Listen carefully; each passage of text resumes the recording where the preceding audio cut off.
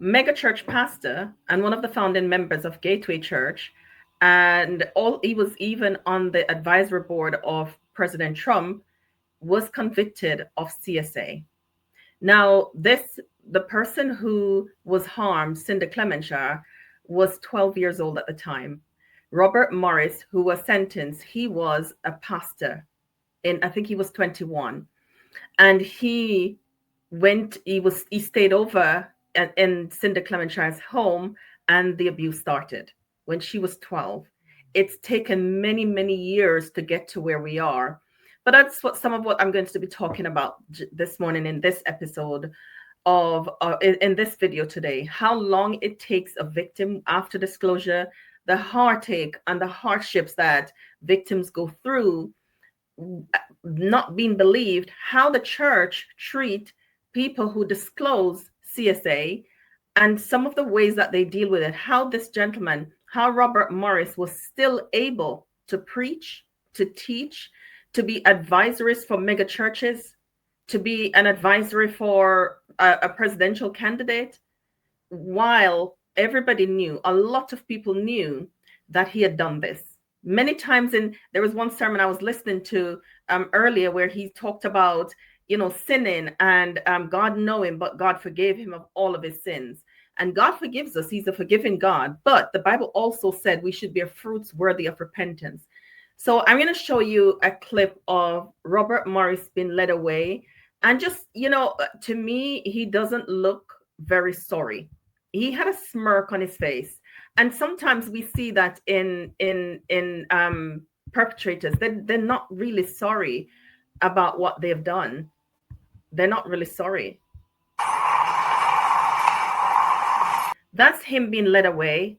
And, his facial expression, maybe you can't see from that video, was more of a smirk than sorrow. And, we think about the suffering that people went through. I write courses for Christian women who are healing from SA and CSA, child SA. And, we're in one right now. We're in week 2 of one right now. And we're there with people, different ages. This thing happened at different stages in their lives. One thing we know, so he got 10 years. He's going to be spending six months in prison. And, in a couple of years, we're going to see some church hire him to preach again.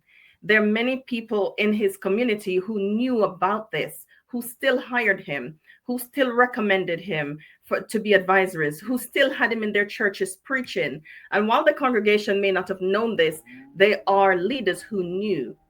This was not a secret in their little circle. They knew about it, and they still allowed him to preach, to, give him access to vulnerable people.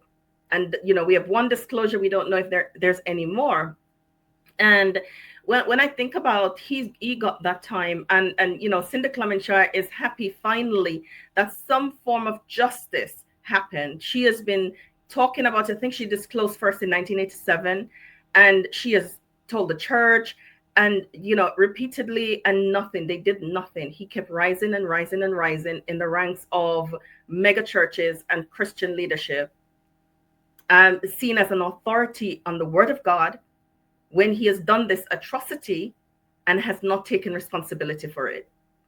And so when we see what we know happened for victims is, even after the disclosure, even after, a 6 months prison term, they have the lives, they're dealing with this the rest of their lives. It doesn't go away. So when churches, when somebody disclosed and churches treat it really callously, because for many, many years, if you think about from 1987 until 2025, that means the church knew and the church did nothing. So how are we expected to trust leadership in churches that hear about SA, where people disclose and they dismiss it, do nothing, and the perpetrators get to still preach and gets to still teach? I'm thankful that God is not like man. I'm thankful that God he holds us to account. I'm thankful that he does that. I know sometimes that after seeing something like this, lots of people will be triggered. If you are watching the news, if you're watching this report, if you're reading it, if you're looking in the comment section on the videos and you're seeing some people will not be kind in their comment section. Some people are still pro the abuser. He was a wonderful preacher. He was an amazing man, and we see, family still support, and we see those things happening still.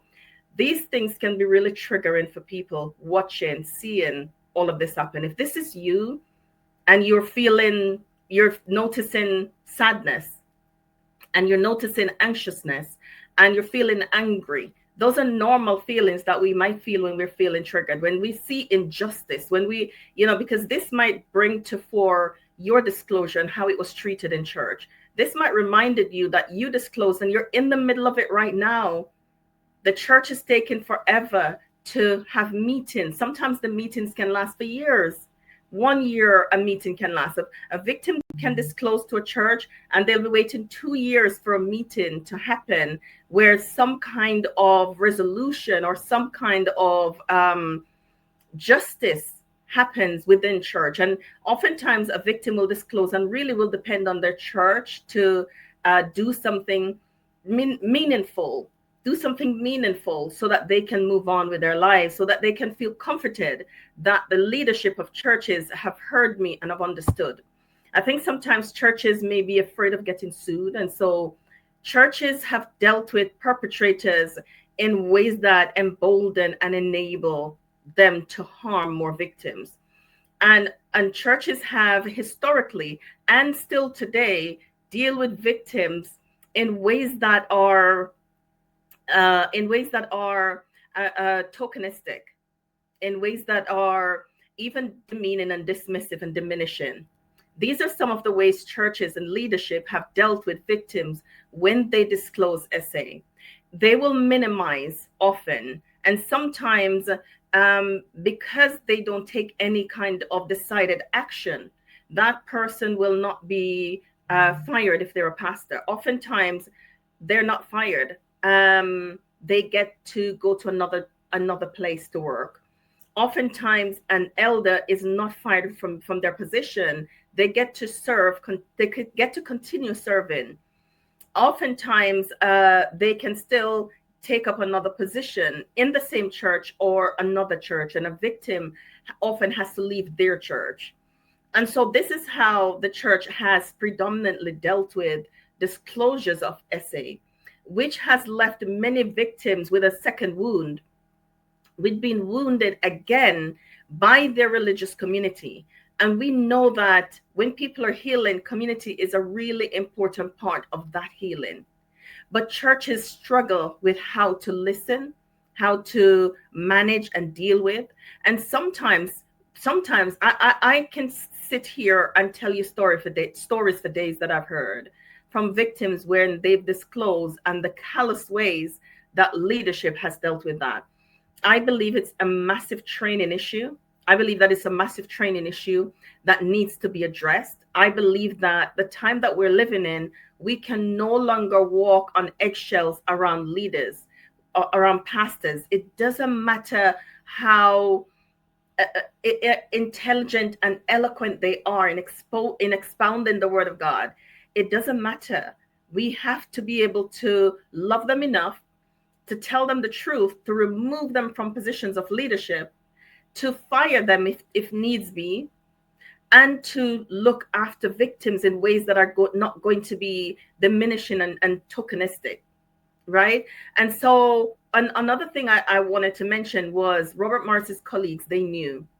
So we know that the men who knew, these are not leaders of integrity.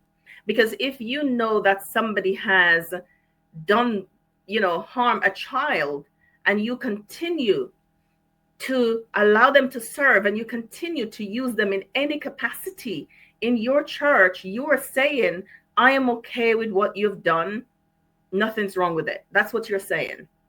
And so we have to think about the integrity of a church that will know that this has happened and will still give this person a platform to speak on, a platform that will make them have more vulnerable people at their, accessible to more vulnerable people.